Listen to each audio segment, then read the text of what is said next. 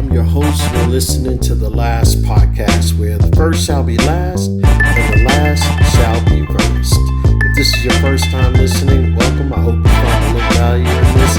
And if you're returning, welcome back. I hope you continue to find value, tips, and ideas that will help shape and change your life for the better. Today, I just want to talk real briefly about one thing. I have two questions for you. What brings you joy? That's the first question. And do you have joy in your life? Now, before you think about answering that question, I just want you to think about this. The dictionary has the definition for joy as the emotion of great delight or happiness caused by something exceptionally good or satisfying. Keen pleasure is another one. So I want you to think about what brings you joy in your life and how I already know, we all know you can't buy joy. It's not like you could go down to the store, the 7-Eleven or what have you, and purchase joy. It just doesn't work that way. You actually have to. You can find joy in many little things, but I'm not talking about joy like, Betty, she found joy that a son, although they didn't win the playoffs, they gave it all they had. She found joy in that. I'm not talking about that kind of joy.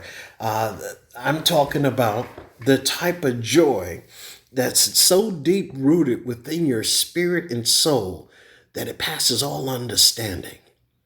That kind of joy.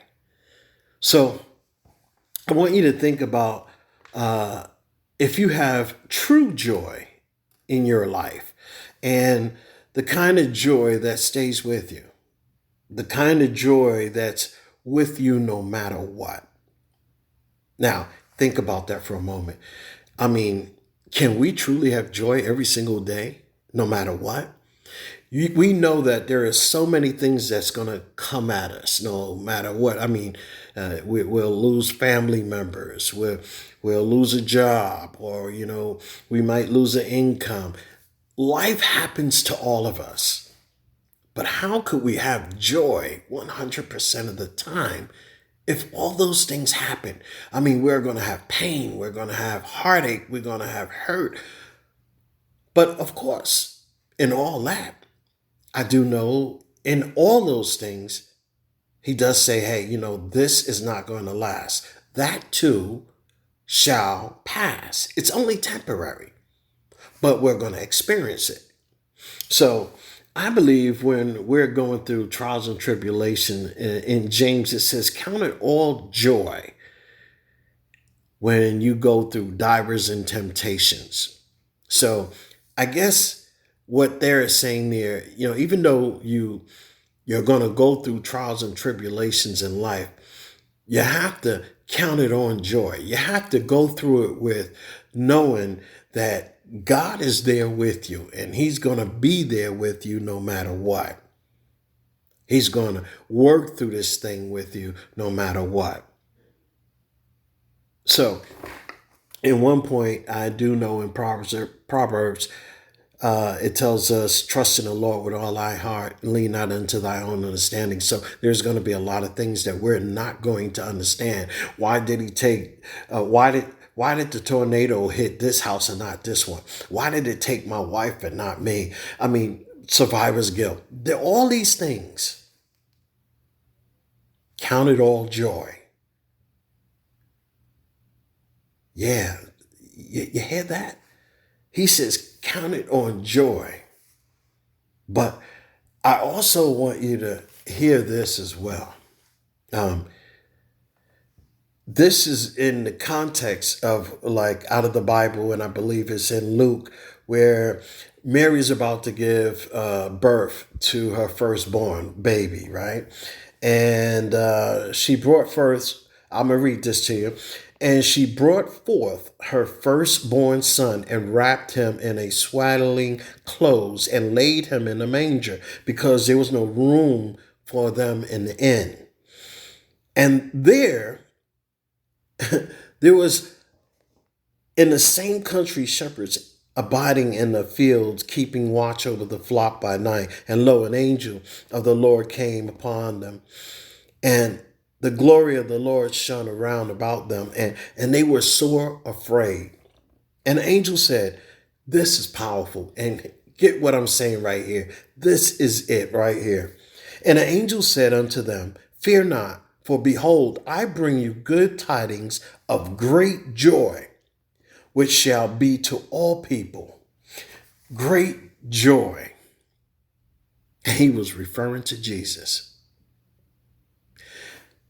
So if you have Jesus in your life, you'll have great joy. Joy that will pass all understanding. It's not the same thing as having a little joy, but this is great joy. So we are to trust him in all our divers and temptations. We're to lean on not our own understanding, right? But acknowledge him, and he shall direct our paths. So essentially, if we want joy, we have to have joy in our heart. We need to trust, and we have to have Jesus as our rock, our foundation, and we have to trust him with all our heart. And lean not unto our own understanding, because in life there's so many things that happen that we don't understand or don't even have a clue why it happened. So again, I ask, do you have joy in your life? And what brings you joy? Is it superficial? Or is it the real thing? I'm not a preacher. I'm not an evangelist. I'm just a guy who have a simple belief as I continue to learn how to have joy in this lifetime. And you know, the funny thing is, I believe that joy was already put in us. We just needed a way to access that joy. We needed sort of like a key to unlock the door to the joy that was already in us. You see, we were made in his image. Therefore, we already they predetermined that we were coming down. He already knew us before we even were born.